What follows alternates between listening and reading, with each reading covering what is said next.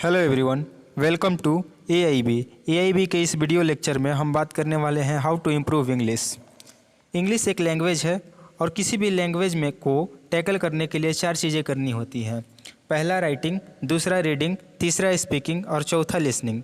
हमारा ये video lecture basically उन स्टूडेंट के लिए है जो bank, SSC, air force and many other exams जिनमें इंग्लिश पूछी जाती है उनके लिए है। कई बार क्या होता है कि स्टूडेंट इंग्लिश का पूरा लेक्चर कंप्लीट करने के बाद भी एग्ज़ाम में पूछे जाने वाले question like spelt meaning, use of preposition, complex passage का अर्थ और ऐसे राइटिंग को नहीं कर पाते। ऐसा इसलिए होता है कि इन सभी चीज़ों को ग्रामर के आधार पर नहीं किया जा सकता। इसके लिए आपको इंग्लिश लैंग्वेज में फ्लुएंट होना होगा।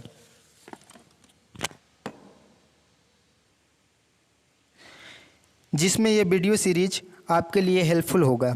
हमारे वीडियो लेक्चर में क्या क्या रहने वाला है मैं आपको बता देता हूँ। बेसिकली मैंने अपने इस वीडियो लेक्चर को 4 पार्ट में डिवाइड किया है। जो हमारा फर्स्ट पार्ट होगा वो राइटिंग बेस्ड होगा। आप लोग नोटबुक और पेन लेकर बैठेंगे। मैं एक टॉपिक को स्लोली वे में पढ़ूँगा जिसे आप बिना देखे राइट करेंगे, जिससे आपका राइटिंग स्किल बढ़ेगा और राइटिंग करने में जो हेजिटेशन होती है वो ख़त्म हो जाएगी। जो हमारा सेकंड पार्ट है वो डिपेंड होगा रीडिंग पर। मैंने जो आपको टॉपिक पढ़ाया, जो आपको मैंने टॉपिक लिखवाया, आप उसे रीड करेंगे और जितने भी वर्ड जो कॉम्प्लेक्स हो या आपको लिखते समय हेजिटेशन हुई हो, आप उसे अंडरलाइन करेंगे, जिसके लिए मैं आपको टोटल 10 मिनट का समय दूंगा। उसके बाद जो टॉपिक मैंने आपको लिखवाया है वो स्क्रीन पर शो होगा और आप उसे अपने द्वारा लिखे गए टॉपिक से कंपेयर करेंगे और जितने भी वर्ड रॉन्ग हो उसे करेक्ट करेंगे और कमेंट सेक्शन में हमें बताएंगे कि कितने वर्ड करेक्ट हुए और कितने गलत हुए। जो हमारा थर्ड पार्ट होगा उसमें ये होगा कि इस टॉपिक में जो मैंने अभी आपको लिखवाया उसमें जितने भी हार्ड वर्ड होंगे मैं उनको आपके सामने डिस्क्राइब करूंगा और आपको बताऊंगा। जो हमारा चौथा सेक्शन होगा, चौथे पार्ट में मैं क्या करूंगा कि पूरे पैसेज को आपके सामने पढ़ूंगा और उसका जो अर्थ है, उसका जो मीनिंग है मैं आपके सामने बताऊंगा। तो आप लोग नोटबुक और पेन लेकर तैयार हो जाओ।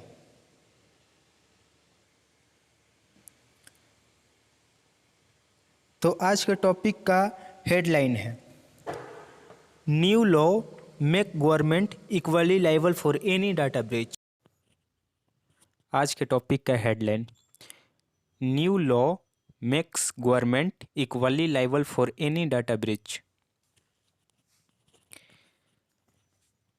New Delhi, large tech giants will be nudged to fall in line with India's new data law by the end of year. Minister of State for IT and Electronic Rajiv Chandrasekhar said on Friday, adding that it is not just the private entities that will be held accountable for any data leaks.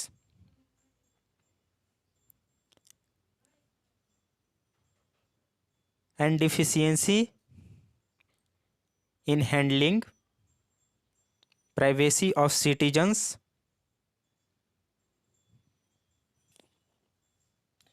but the government will be equally responsible and answerable for any kind of data mismanagement. Technically, if the government has data and thereafter breach the data, and this can be any government entities that dispute to will be adjudicated by the Data Protection Board, Chandrasekhar told TOI. He said, law will treat any kind of data breach equally. To make the argument that somehow the government enjoy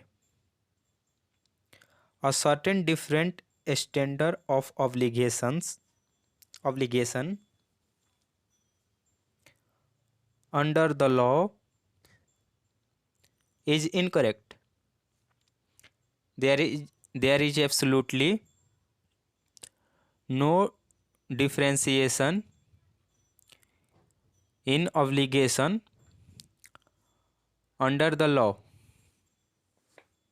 for any entities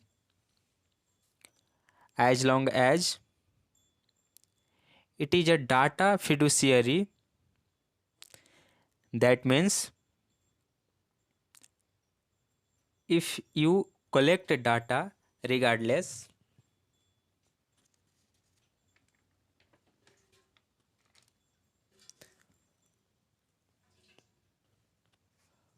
of whether you are government or private, you will be liable to follow the law and carry out the obligations that have been laid out for you as a data fiduciary. The minister also said that not much should be read into the exemption the government gets in terms of assessing data under certain situations. If you are dealing with a terrorist, you cannot go and have his consent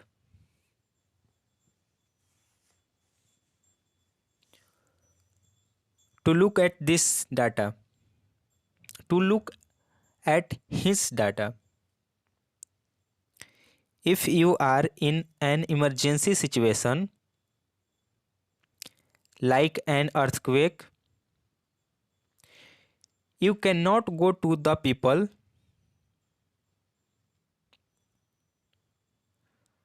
buried under a rubble and ask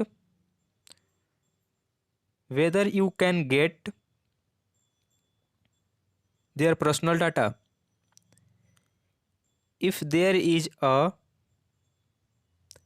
pandemic and there are people admitted to hospital, you certainly cannot go and ask, can I take your consent to find out your blood group? So in emergency situation, the government does not need to seek consent to access personal data. Also, every fundamental right in India has several restrictions. They are not absolute rights, and certainly in the case of data protection, There are reasonable restriction, and reasonable restriction allow government to assess without consent in some circumstances. Like I said, terrorism, pandemic, natural disaster, etc.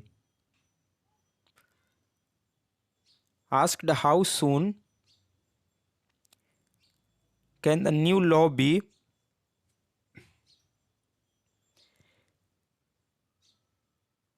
implemented? Once it is notified after the president assents to said, he said, effect will be to see that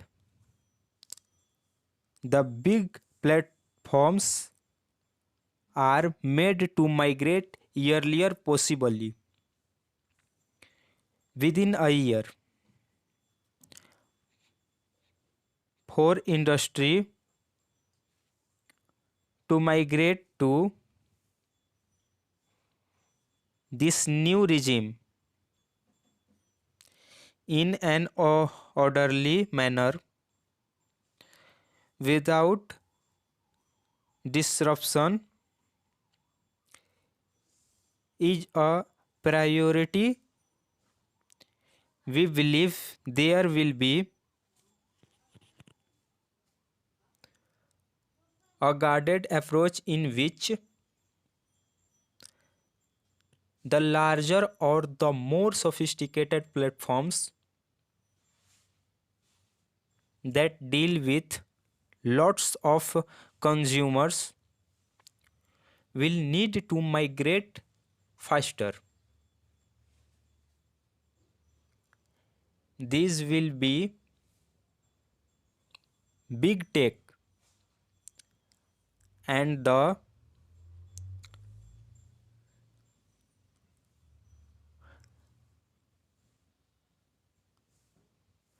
larger multinational and national company, among others. We will request them to migrate in the shortest possible time so that our citizens get the rights that the law give them at the earliest. However, he said the government will be reasonable when it negotiates the rollout.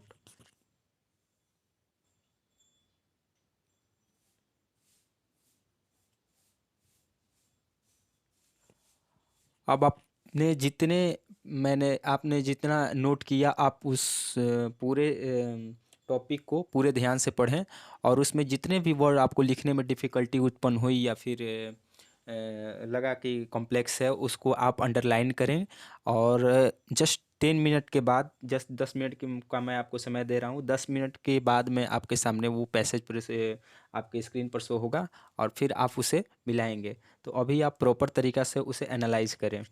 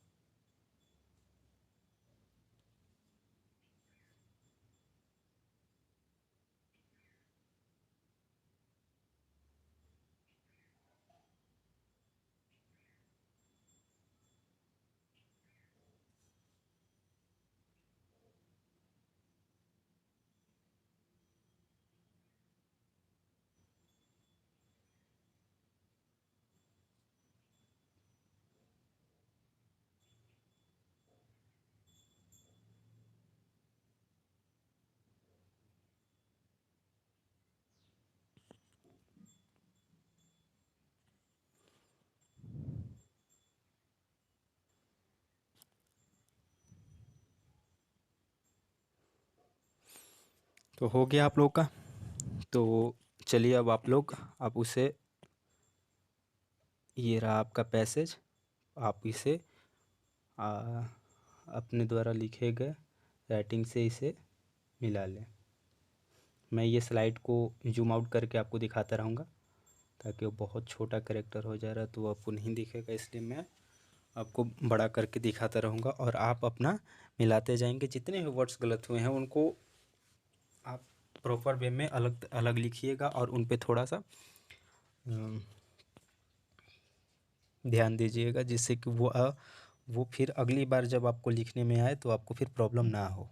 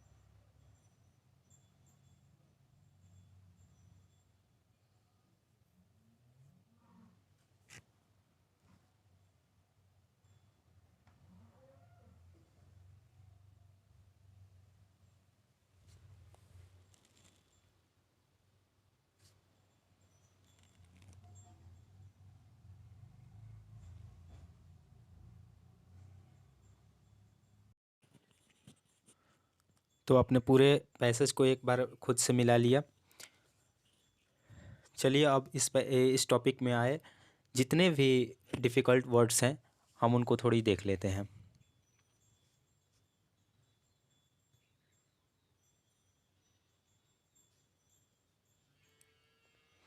देखिए, जैसे कि पहला word है नोड्ज। Node मतलब कोहनी मारना। Entity, entity मतलब वस्तुएं। ऑब्लिगेशन मतलब बंधन। अकाउंटेबल मतलब जवाबदेह। डेफिशिएंसी मतलब कमी। डिस्प्यूट मतलब विवाद। एडजु एडजुडिकेटेड मतलब निर्णायक। ट्रीट मतलब इलाज करना या फिर व्यवहार करना। नहीं होता है कि जैसे कि जब कोई हॉस्पिटल में जाता है तो उसका ट्रीटमेंट चलता है, तो वहाँ पे इस ट्रीट का मतलब होता है इलाज करना। और एक होता है कि आप मेरे तरह मेरे मेरे मतलब कि आप जब किसी के साथ गलत व्यवहार करते हैं तो कोई कहता है कि उसने मेरे साथ अच्छा ट्रीट नहीं किया, तो उस सेंस में फिर व्यवहार भी होता है। इलाज और व्यवहार इस ट्रीट का दोनों अर्थ होता है। एब्सोल्युटली मतलब एकदम या पूरी तरह से। ऑब्लिगेशन मतलब बंधन। फिडुशियरी मतलब जिम्मेवार व्यक्ति। और रबेल मतलब मालवा। मालवा मतलब समझ में आता है। रबेल मतलब जैसे कि जब किसी बिल्डिंग को गिरा दिया जाता है, मान लो किसी बिल्डिंग को ध्वस्त कर दिया गया, तो जो उसका जो ये बचा होता है, गिरा हुआ जो उसका पार्ट होता है, उसको मालवा कहा जाता है।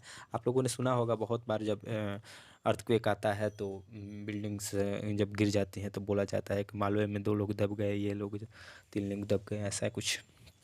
तो उसे मालवा बोला जाता है, जिसका मीनिंग होता है रबेल। अब हमारा जो नेक्स्ट है, अब हम लोग इसे, मैं खुद इसे आप लोग को पढ़ के और इसका पूरा अर्थ आप लोगों को समझाऊंगा। तो चलिए स्टार्ट करते हैं।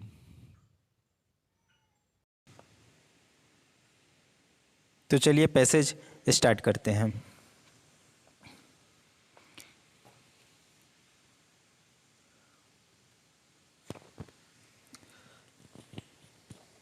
New Delhi. Large tech giants will be nudged to fall in line with India's new data law by the end of year. By the end of 1 year, Minister of State for IT and Electronics Rajiv Chandrasekharan said on Friday. मतलब इसका अर्थ है कि IT and electronic राज्य मंत्री राजीव चंद्रशेखर ने शुक्रवार को कहा कि साल के अंत तक लार्ज टेक कंपनी को भारत के नए डेटा कानून के अनुरूप बनाने के लिए प्रेरित किया जाएगा। यहाँ पे एक यहाँ पे एक इडियम का यूज़ किया गया है, fall in line. Fall in line मतलब क्या होता है, इसका मतलब लिटरल मीनिंग आप समझे पॉइंट टू पॉइंट। तो जैसे कि मतलब किसी को लाइन में ले खड़ा कर देना। जैसे कि एक हम लोग का हिंदी में शब्द होता है, या फिर शब्द होता है कि जैसे कि तुमको लाइन पिला देंगे, मतलब कि तुमको अनुरूप बना देंगे। तो फॉल इन लाइन मतलब कि लाइन में ला देना, मतलब तुमको अनुरूप बना देना। तो यहाँ इस सेंस में यहाँ पे अनुरूप ही इसका मतलब सुटेबल मीनिंग बैठ रहा है। तो यह हुआ कि large tech giants will be nudes, मतलब जितने भी लार्ज टेक कंपनियां हैं उन्हें मतलब कि पुश किया गया अनुरूप बनाने के लिए, मतलब कि कानून के अनुसार।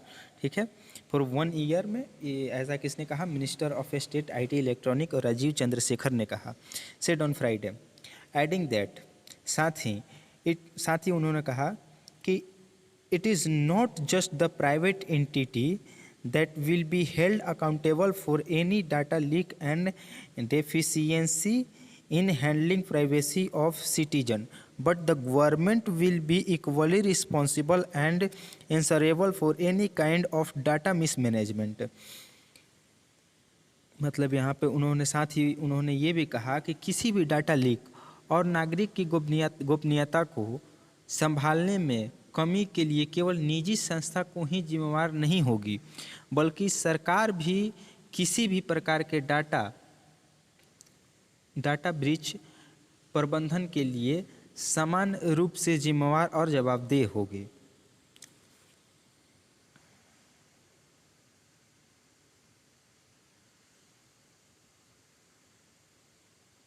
टेक्निकली, तकनीकी रूप से, if the government has a data, मतलब किसी अगर गवर्नमेंट के सरकार के पास अगर डाटा है, देयर आफ्टर, और उसके बाद ब्रीच द डाटा, और उस बाद मतलब डाटा का उल्लंघन होता है, and this can be any government entity, चाहे, और यहाँ पे मतलब कोई भी मतलब कोई भी गवर्नमेंट की इकाई हो सकती है जिस पर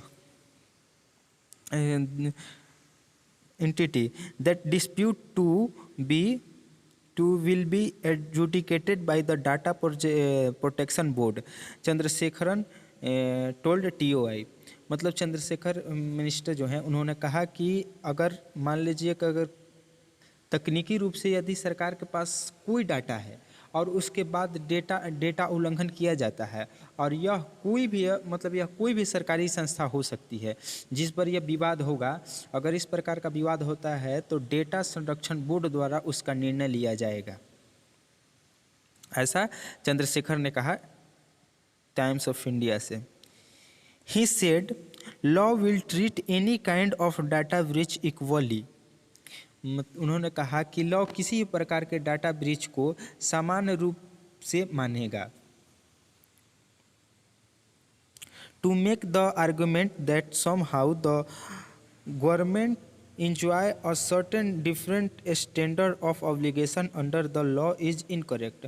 उन्होंने कहा कि to make the government, to make the argument, यह तर्क देना कि somehow कि किसी तरह से सरकार कानून के तहत दायित्व के रूप में निश्चित अलग मानक का आनंद लेती है, ये एकदम गलत है। लॉ इज इनकरेक्ट, ये एकदम गलत चीज़ है। There is absolutely no difference in the absolute obligation under the law for any entities as long as it is a data fiduciary, that means if the collect data regardless। किसी भी इकाई के लिए कानून के तहत दायित्व में कोई भेदभाव नहीं है जब तक कि वह एक डेटा प्रत्यायी है, जिसका अर्थ है यदि आप परवाह किए बिना डेटा एकत्र करते हैं of whether you are government और प्राइवेट, चाहे आप सरकारी हो या फिर प्राइवेट हो, you will be liable to follow the law and carry out the obligation that have been laid out for you as a data फिडुशियरी।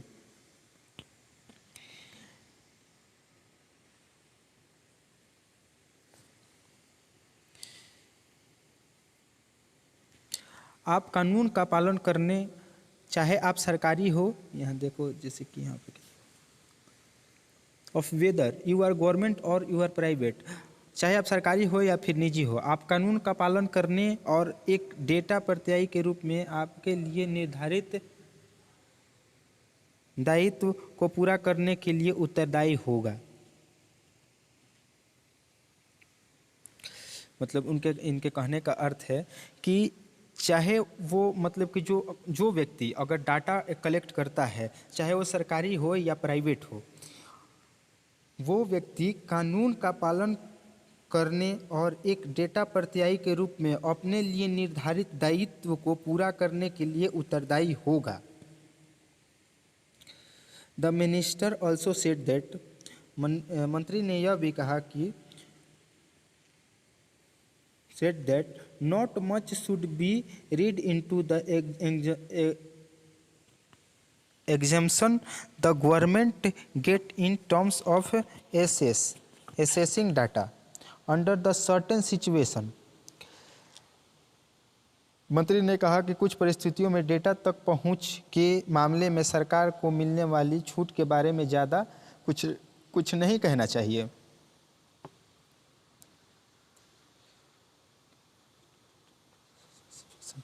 If you are dealing with a terrorist, you cannot go and have this concern to look at his data। If you are in an emergency situation like an earthquake, you cannot go to the people buried under a rubble and ask whether you can get their personal data if there is a pandemic and there are people admitted to hospital. You certainly cannot go and ask, can I take your concern to find out your blood group? So in emergency situation, the government does not need to seek consent to access personal data also।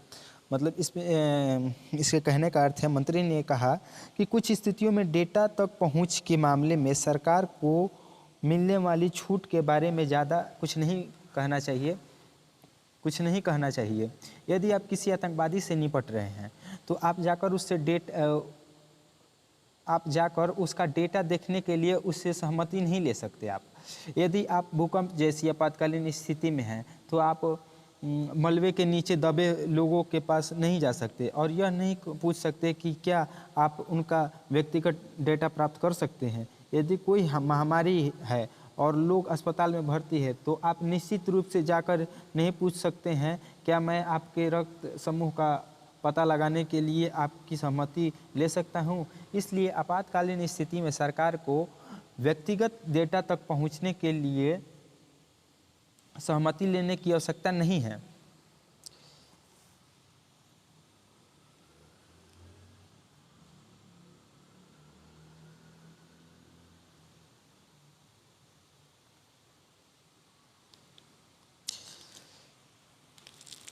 Every fundamental right in India has reasonable restriction. यदि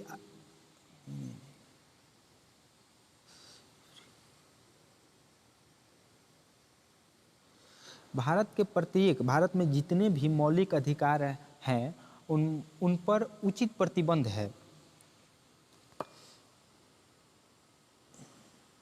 every fundamental right in India has reasonable restriction. Bharat में जितने भी fundamental right मौलिक अधिकार हैं उन पर उचित प्रतिबंध है। वे they are not absolute right, they are not absolute, मतलब कि उस पर आपका पूर्ण अधिकार नहीं है, उस पर कुछ प्रतिबंध है। And concern and uncertainly in the case of data protection, certainly in the data protection, और निश्चित रूप से डेटा सुरक्षा के मामले में, और निश्चित रूप से डेटा सुरक्षा के मामले में and concern and certainly in the case of data protection there are reasonable restriction। और निश्चित रूप से अनिश्चित रूप से डेटा सुरक्षा के मामले में उचित प्रतिबंध है, reasonable restriction and reasonable restriction. और यही रीजनेबल रिस्ट्रिक्शन जो कि डेटा प्रोटेक्शन के मामले में है, अलाउ गवर्नमेंट को अलाउ करती है to access without consent in some circumstances, allow करती हैं सहमति देना इन सम कुछ परिस्थितियों में सरकार को इस बात की सहमति देती है कि आप मतलब किसी का डाटा ले सकते हैं बिना उसके मर्जी का। ये रीजनेबल रिस्ट्रिक्शन ही सरकार को सहमति देती है।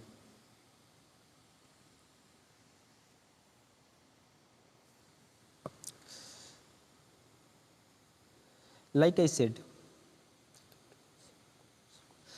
सेड मतलब कि ये मंत्री कह रहे हैं कि यदि आप भूकंप जैसी आपातकालीन स्थिति में हैं तो आप मलबे के नीचे हैं तो आप नहीं कर सकते हैं। भारत के प्रत्येक मौलिक अधिकार, जितने भी भारत के मौलिक अधिकार पर उचित प्रतिबंध है, वे पूर्ण अधिकार नहीं है। और निश्चित रूप से डेटा सुरक्षा के मामले में उचित प्रतिबंध है, और उचित प्रतिबंध सरकार कुछ परिस्थितियों में सहमति के बिना प्रवेश को अनुमति देती है। जैसा कि जैसा कि मैंने कहा, टेररिस्ट, पेंडेमिक, नेचुरल डिजास्टर, ये जितने भी चीज़ें हैं इसमें सरकार को परमिशन की आवश्यकता नहीं है। Asked how soon can the new law be implemented once it is notified after the president assent. मतलब कि ऐसा क्वेश्चन पूछा गया मंत्री से ऐसा क्वेश्चन पूछा गया कि राष्ट्रपति के सहमति के कितने दिन बाद तक ये कानून लागू हो जाएगा। He said the effort will be seen that the big platform are made to migrate earlier possible within a year। मतलब कि जब ये कानून, उन्होंने कहा कि जब यह कानून लगेगा तो इसका प्रभाव आपको जल्दी देखने को मिल जाएगा, क्योंकि एक साल से कम में ही कुछ बड़ी कंपनियां हैं, बिग प्लेटफॉर्म्स मेड माइग्रेट, वो मतलब कि प्रवास करने लगेंगी जल्दी विद इन अ ईयर, मतलब कि साल के भीतर ही। For industry to migrate to this new regime in ordinary manner without disruption is a priority। मतलब कि ये बोल रहा है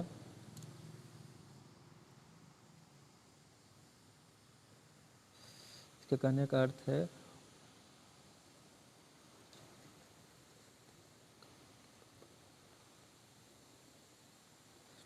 कह रहा है कि बड़े प्लेटफॉर्म्स को संभवतः 1 वर्ष के भीतर वार्षिक रूप से स्थानांतरित करने के लिए बनाया जाएगा। उद्योग के लिए बिना किसी व्यवस्था के, उद्योग के लिए बिना किसी व्यवधान के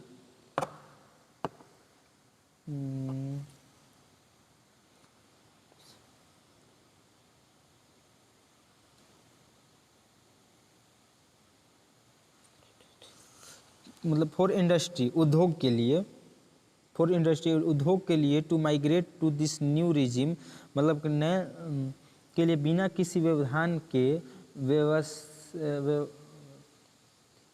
व्यवस्थित तरीके से इस बड़े व्यवस्था में स्थानांतरित करना एक प्राथमिकता है। For industry to migrate this new regime in an orderly manner without disruption is a priority. मतलब कि जो कंपनियां हैं उनको जो ये नया कानून बना है उस कानून में मतलब चेंज करने के लिए, उस कानून के में ढालने के लिए, उस कानून के अनुरूप बनाने के लिए इन ऑर्डरली वे में, मैनर में, विदाउट डिसरप्शन मतलब कि बिना किसी प्रॉब्लम के उसको उस कंपनी में डालने के लिए को उस मतलब उस कानून का अनुरूप बनाना ही हमारा प्राथमिकता है, ऐसा मंत्री ने कहा। We believe there will be a graded approach in which the larger or the more sophisticated platform that deal with lots of consumer will need to migrate faster.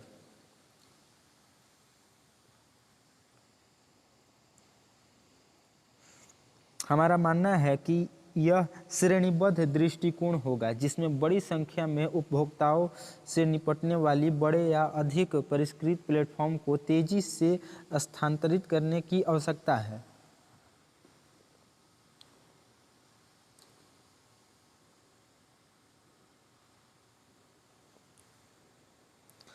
They will be big tech and the larger multinational and national company among other will be request them to migrate in the shortest possible time so that our citizen get the right that the law give them to at a earliest however। मतलब कि ये उन्होंने कहा कि we will request, हम उनसे request करेंगे जितनी भी बड़ी लेवल की कंपनियां हैं, जो मल्टीनेशनल कंपनियां हैं जो बहुत सारे कंज्यूमर से डील करती हैं, उन कंपनियों से ये रिक्वेस्ट करेंगे कि जल्दी से जल्दी आप इस कानून के अनुरूप बन जाए। माइग्रेट मतलब ये नहीं कि स्थानांतरण देश छोड़ के भाग जाएंगी। माइग्रेट बोल रहा है कि आप अपना जो पॉलिसी है उस पॉलिसी को कानून के, भारत का जो नया ये डाटा प्रोटेक्शन लॉ बना है इसके अनुसार आप उसको चेंज कर लें, उसमें आप माइग्रेट कर लें, ऐसा बोल रहा है। तो वो कह रहा है कि मतलब कि जल्दी से जल्दी हम बड़ी कंपनियों से हम ये ऐसा रिक्वेस्ट करेंगे कि आप जल्दी से जल्दी इस लॉ में माइग्रेट कर जाएं, जिससे कि क्या हो कि हमारे जो सिटीजन्स हैं उनको जल्दी से जल्दी उनका जो ये अधिकार है, जो कानून बना है, उनको उनका अधिकार मिल सके। However, he said the government will be responsible when it is negotiated to roll out। हालांकि उन्होंने कहा कि जब सरकार इसे लागू करने के लिए बातचीत करेगी तब उचित रुख अपनाएगी। Thank you. तो आज का ये पूरा पैसेज रहा, आप लोगों को समझ में आया होगा। मेरा ये वीडियो का यूट्यूब का फर्स्ट लेक्चर है तो मैं थोड़ा सा हेजिटेट हो रहा हूँ या फिर थोड़ी सी कुछ प्रॉब्लम हुई होगी, तो मैं सारी चीज़ों को सुधारने का कोशिश करूँगा और धीरे धीरे मेरा जो मतलब कि एक नहीं होता है वो मैं फ्लुएंट हो जाऊँगा बोलने पर माइक पे, और पहले तो धीरे धीरे मैं सुधार करूँगा। और आपके लिए जो ये हमारा जो सेक्शन है ये बहुत ही सोचा समझा है, क्योंकि ऐसा नहीं है कि मैं कोई कोचिंग या फिर ऐसा मतलब किसी बिजनेस पर्पस से नहीं है। ये एक खोज है जो कि मैं जब स्टडी करता था तो मुझे इंग्लिश को मजबूत करने के लिए इन सब चीज़ों के लिए आवश्यकता पड़ती थी। मैं जब यूट्यूब पे जाता था, यूट्यूब वीडियो पर ऐसी कोई चीज़ें नहीं मिलती थी जो कि हमको इस प्रकार से बता सके। तो जो हमारा इसका मोस्ट इम्पॉर्टेंट पार्ट है वो है राइटिंग वाला। वो राइटिंग वाला सेक्शन आपको कहीं नहीं मिलेगा, पूरे यूट्यूब पे आप खोज लीजिए, आपको वो चीज़ मिलेगा ही नहीं। तो और वो चीज़ है जो कि इस वीडियो का 60 to 70% मोस्ट इम्पॉर्टेंट पार्ट है। उसको आप ध्यान से करें, उसके बाद डिफ़िकल्ट मीनिंग्स को करें, फिर इसके बाद इस पैसेज को समझें, जिससे कि क्या होगा कि आपको इंग्लिश में जो अंडरस्टैंडिंग होती है, कई बार क्या क्वेश्चन होते हैं कि सिर्फ ग्रामर सेक्शन पे आप जाके सारे क्वेश्चन को टैकल नहीं कर सकते। बहुत सारे ऐसे क्वेश्चन हैं जैसे पैसेज हो गया और जो ये आते हैं पैराजम्बल्स आते हैं, ये सब अंडरस्टैंडिंग पर ही बेस्ड क्वेश्चन होते हैं। और बहुत सारे ऐसे क्वेश्चन होते हैं जो कि आप अंडरस्टैंड करेंगे तभी उस क्वेश्चन की बारीकियों को आप समझ सकते हैं। तो वैसे क्वेश्चन को टैकल करने के लिए इस प्रकार के सेक्शन को, इस प्रकार के क्लास को देखना एकदम ज़रूरी है। और मैं चाहूँगा कि आप इसे प्रीफर करें और आप देखें इसे। तो thank you for watching video, like share and subscribe.